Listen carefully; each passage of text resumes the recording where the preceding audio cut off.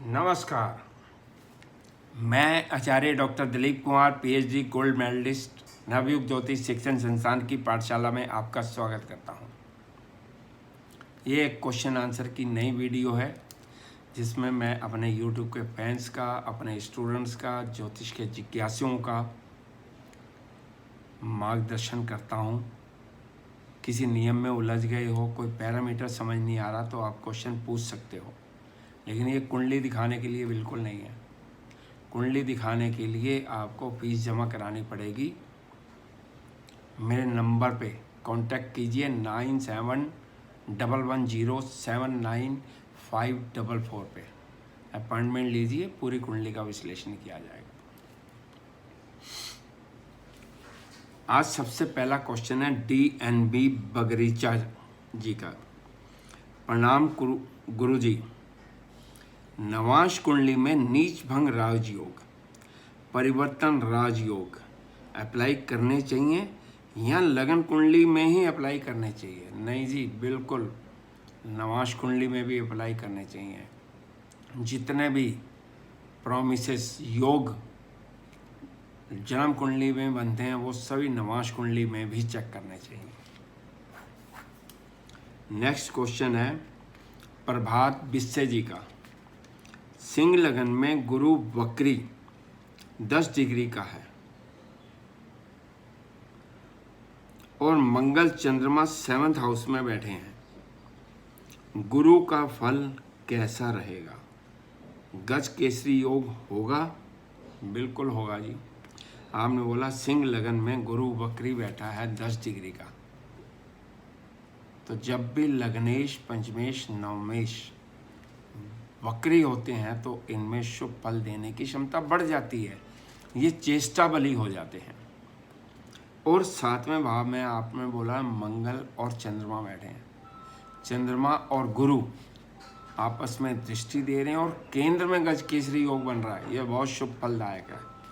और फिर इसके साथ सिंह लगन में मंगल 9th लॉर्ड होकर भाग्य भाव का स्वामी उससे संबंध बना रहा है गुरु के साथ, तो यानी कि ये भी एक राजयोग है। ये बहुत अच्छा योग है। और चंद्र मंगल वैसे भी लक्ष्मी योग होते हैं।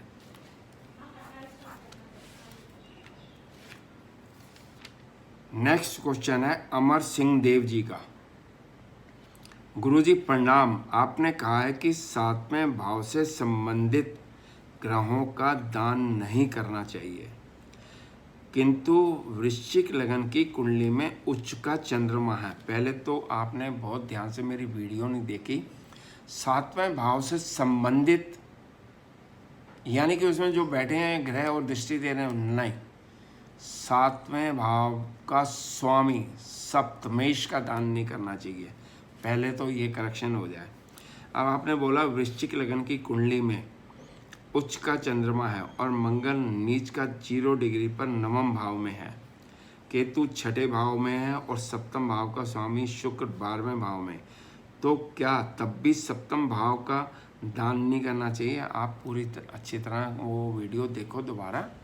केवल इतनी लंबी चौड़ी डिटेल देने की ज़रूरत नहीं है। 7वें भाव का स्वामी जो भी हो कुंडली के अंदर, उसका दान नहीं करना चाहिए।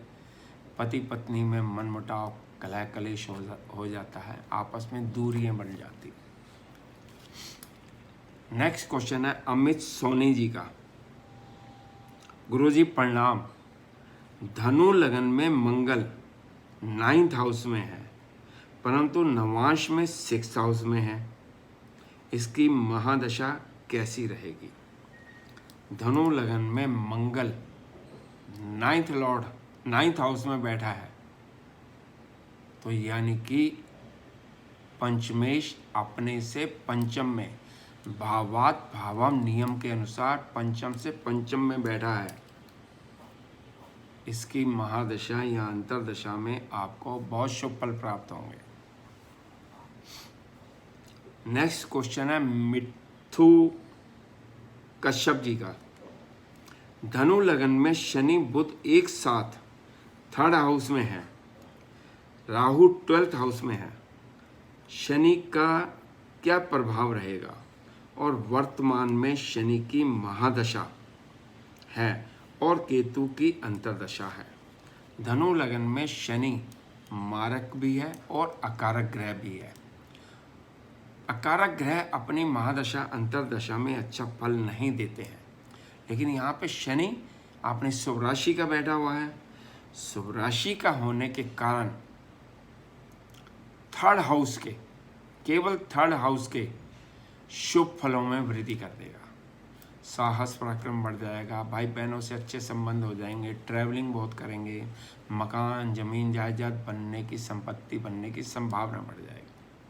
लेकिन साथ के साथ ये हेल्थ भी खराब करेगा, हेल्थ भी खराब करेगा। नेक्स्ट क्वेश्चन है अनिल कुमार जी का।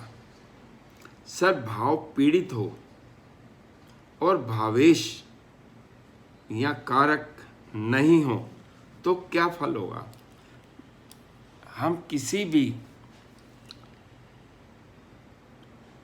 भाव का फल देखने के लिए सबसे पहले हम भाव देखते हैं। भाव में किन किन ग्रहों का प्रभाव है, किन ग्रहों की दृष्टि है। फिर उसके बाद हम देखते हैं भावेश की क्या पोजीशन है, निर्बली है या बली है, ऐसा तो नहीं 6 8 12 में बैठा हो। फिर उसके बाद हम देखते हैं कारक को।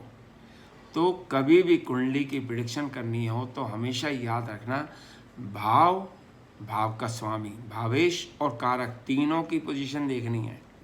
अगर तीनों बहुत बली हैं तो यानी कि वो उस भाव से संबंधित आपको शुभ फल मिलेंगे। तीनों निर्बली हैं तो उस भाव से संबंधित आपको शुभ फल कभी नहीं मिलेंगे, कितना मर्जी गोचर आ जाए, कितनी मर्जी दशा आ जाए।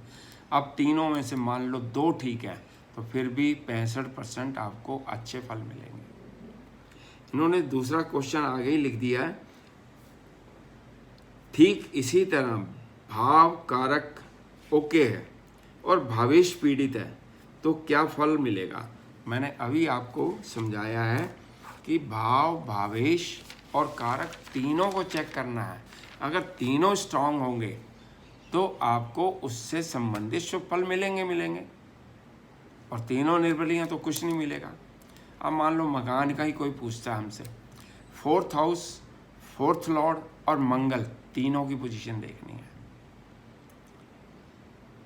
तीनों की पोजीशन देखनी है। नेक्स्ट क्वेश्चन है चंद्रकांत पंडित जी का। गुरुजी प्रणाम। गुरुजी, मेरा सवाल है कि शनि के मंत्र घर पर कर सकते हैं? कृपया मार्गदर्शन करें। बिल्कुल कर सकते हैं। आप एक माला अगर करना चाहते हो डेली, आप घर पे कर सकते हो, उसके लिए मंदिर जाने की जरूरत नहीं है। अपने घर पे मंदिर है तो ठीक है, नहीं तो कहीं भी आपको कंसंट्रेशन आपकी पूरी होनी चाहिए, घर पे कर सकते हैं। फिर इसके बाद आपने लिखा है, गुरुजी लग्नेश और पंचमेश का राशि परिवर्तन है तो क्या पंचदा मैत्री के हिसाब से इनकी शत्रुता रहेगी? धनु लगन में, धनु लगन में लग्नेश है गुरु और पंचमेश है मंगल, ये दोनों आपस में मित्र हैं। और राशि परिवर्तन आपने बोला कि लग्नेश का पंचम में बैठना और पंचमेश का लगन में, ये बहुत बड़ा राजयोग है। पंचदा मैत्री में ये शत्रु नहीं है, केवल सम बनेंगे, और ये बहुत बड़ा राजयोग है। और अपनी महादशा अंतर्दशा में ये बहुत शुभ फल देंगे, क्योंकि ये दोनों आपस में नैसर्गिक मित्र हैं। और नैसर्गिक मित्र अगर तात्कालिक शत्रु बन जाते हैं तो सम होते हैं, ये शत्रु नहीं बनते। तो ये तो अपनी महादशा अंतर्दशा में बहुत अच्छा फल देंगे, और ये राजयोग भी है। नेक्स्ट क्वेश्चन है सोमन माजी का। प्रणाम गुरुजी। For Leo ascendant moon and Mars in 1st house and Jupiter in 4th house, is it Gajakesari yoga? बिल्कुल सही है जी, ये गजकेसरी योग है। चंद्रमा से जब भी गुरु केंद्र में, पहले भाव चंद्रमा से चौथे, सातवें या 10वें भाव में बैठेगा तो वो गजकेसरी योग बनेगा ही बनेगा। फिर आपने दूसरा क्वेश्चन साथ ही किया है, sun and Venus in 11th house and Mercury in 10th house, what is the effect. शुभ भावों के स्वामी जब आपस में राशि परिवर्तन करते हैं तो ये महायोग होता है। 10th लॉर्ड 11th हाउस में है, 11th लॉर्ड 10th हाउस में बैठा है, महायोग है। और ये अपनी महादशा अंतरदशा में दोनों आपको बहुत शुभ फल देंगे।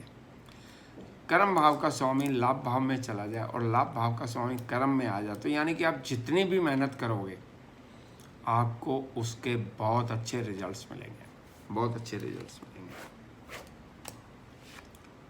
नमस्कार।